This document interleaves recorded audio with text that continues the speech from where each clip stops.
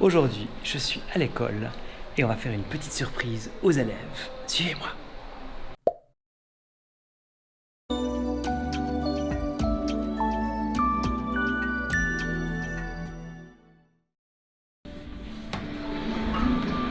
Bonjour. Bonjour. Surprise. Voilà, attention, vous êtes filmés, hein. Séverine m'a dit que vous étiez des habitués de la Minute Nature, des fans. Alors, ça me fait super plaisir d'être là avec vous aujourd'hui. Et puis, ce que je vous propose, c'est qu'on fasse un petit jeu. C'est que vous profitiez que je suis là aujourd'hui pour me poser toutes les questions que vous avez envie de me poser. Et puis, je vais essayer d'y répondre. Alors, c'est parti pour les questions. Pourquoi vous avez commencé YouTube ?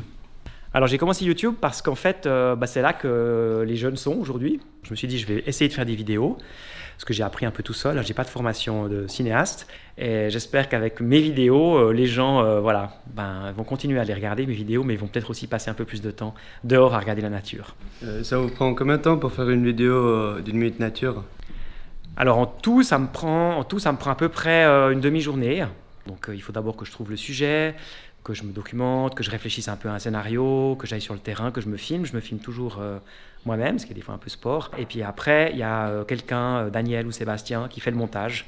Quelle est la salamandre, la vidéo qui vous a donné le plus de plaisir à la filmer ? Alors une vidéo qui me plaît beaucoup, c'est celle que je suis en train de faire maintenant avec vous. Je trouve que c'est super cool. Et puis de manière générale dans la vie, je pense que c'est chouette de se réjouir, pas de ce qu'on a fait il y a 3 ans, mais de ce qu'on est en train de vivre juste maintenant.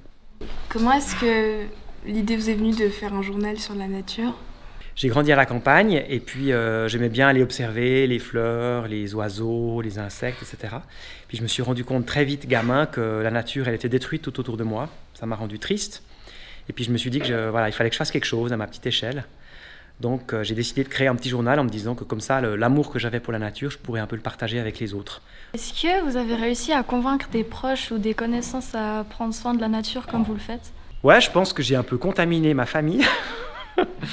Et puis beaucoup d'amis, beaucoup de gens que je rencontre. Et puis après, il y a tous les gens que je ne connais pas personnellement, qui regardent mes vidéos ou bien qui sont abonnés à nos revues. Il y a beaucoup de gens qui nous envoient des messages que grâce à ce qu'on fait, ils observent plus la nature, ils vont plus se promener, ils la respectent plus, ils polluent moins.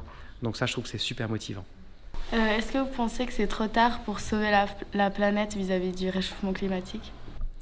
Alors je pense que c'est tard, ça veut dire qu'on n'a plus beaucoup de temps. Ça veut dire qu'il faut qu'on agisse très vite. Et puis qu'on a une grosse responsabilité. Réfléchissez un petit coup. Vous, qu'est-ce que vous pouvez faire à partir d'aujourd'hui pour la planète ? Est-ce qu'il y a un défi que vous pouvez vous fixer personnellement ? Moi, il y a une chose que j'ai toujours voulu faire depuis plusieurs mois, c'est d'arrêter de manger de viande à cause des conséquences sur les animaux partout. Une chose aussi, c'est d'utiliser moins d'eau. Alors moi, un défi que je me suis fixé, c'est de ne plus me déplacer en avion pour aller en vacances en Europe. Moi j'ai un grand jardin et donc je pense que je vais commencer à créer des hôtels à insectes. Moi, mon défi, c'est d'acheter que des aliments bio et utiliser beaucoup plus de transport public. Alors je pense que le défi qu'on pourrait lancer à tout le monde dans le pays, par exemple, pour commencer, c'est de planter un arbre chacun.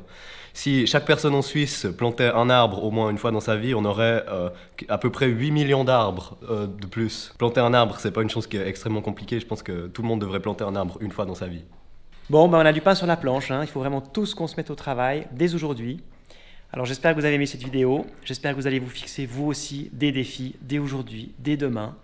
Et puis si vous avez aimé cette vidéo, vous pouvez encore vous abonner à cette chaîne YouTube, découvrir nos 3 revues 100% nature ou visionner le précédent épisode.